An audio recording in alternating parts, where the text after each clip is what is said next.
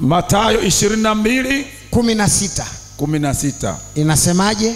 Wakatuma kwake wanafunzi wao pamoja na Maherodi. Walitumwa kwa Bwana Yesu wanafunzi pamoja na Maherode. Wakasema kumwambia Yesu, mwalimu, we mwalimu Yesu, tunajua ya kwamba wewe umtu wa kweli, kwamba Yesu ni mtu mkweli, na njia ya Mungu waifundisha katika kweli. Tunatoa neno njia, tunaweka dini, na dini ya Mungu waifundisha katika kweli. Kwa hiyo Yesu kazi yake kubwa ilikuwa kufundisha dini ya Mungu. Tumeelewana sawa? Ndio. Yesu alikuwa anafundisha dini ya Mungu. Tumeelewana sawa? Ndio. Kwa yeye Yesu sio dini, ila yeye ndo alikuwa anafundisha dini ya Mungu. Tumeelewana sawa? Sawa. Andiko linasema dini ya Mungu anaifundisha katika kweli. Kwa yeye mwenyewe sio dini, bali yeye anafundisha dini ya Mungu. Swali langu, wapi aya Ukristo ni njia ya Mungu kwa kinywa cha Yesu? We njoo ukukuruke hapa, njoo.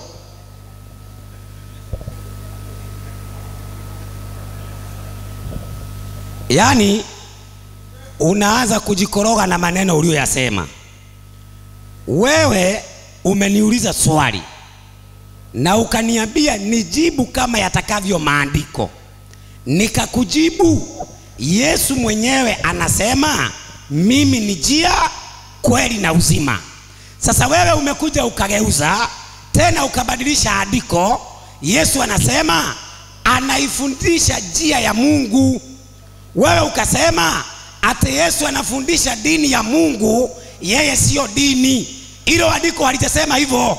Msomaji, mwalimu, Yesu anafundisha njia ya Mungu. 4:19 kitabu kinaitwa Mathayo. 4:19 kitabu ni cha Mathayo. Sasa sikiliza, Yesu kweli anafundisha njia ya Mungu.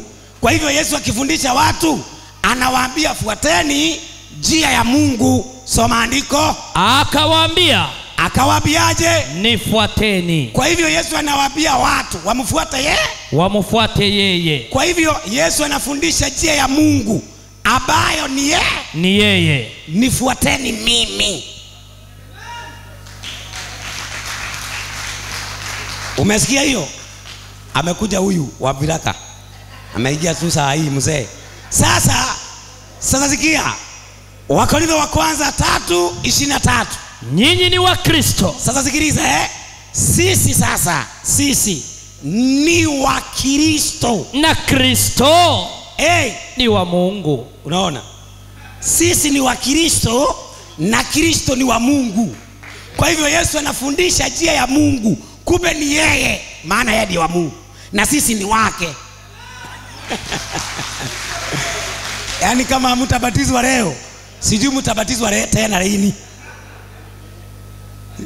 Nyinyi ni wa Kristo na Kristo ni wa Mungu. Yesu anasema nifuateni mimi. Yesu anasema mimi ndimi njia, kweli na uzima. Na ili kuaminisha hiyo kabisa, sasa wacha nikuonyeshe kitu. Alulu Alimarijani ukurasa wa 51 hadithi ya 95. Ama uchukue Noble Qur'ani 355 commentary yake. Lakini ile ni Kiingereza, soma hiyo Kiswahili maana ndio wa Tanzania wanajua sana. Soma hiyo. Hadithi ya Abu Huraira radhiallahu anhu.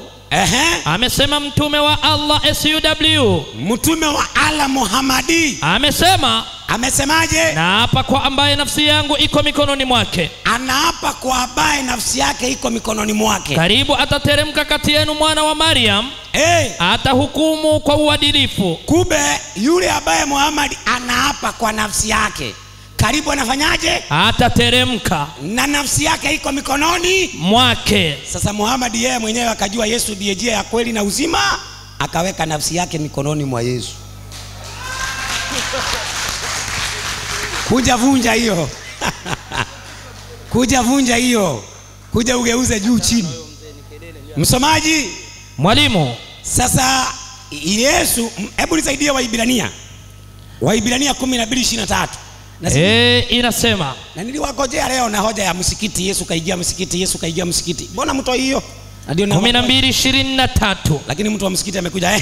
Kitabu ni cha Waebrania. Ndio. Mkutano mkuu na kanisa la wazaliwa wa kwanza, walioandikwa mbinguni. Wakristo ni wa kanisani, majina yao yameandikwa mbinguni. Waislamu ni wa msikitini. Watuambie majina yao yameandikwa wapi?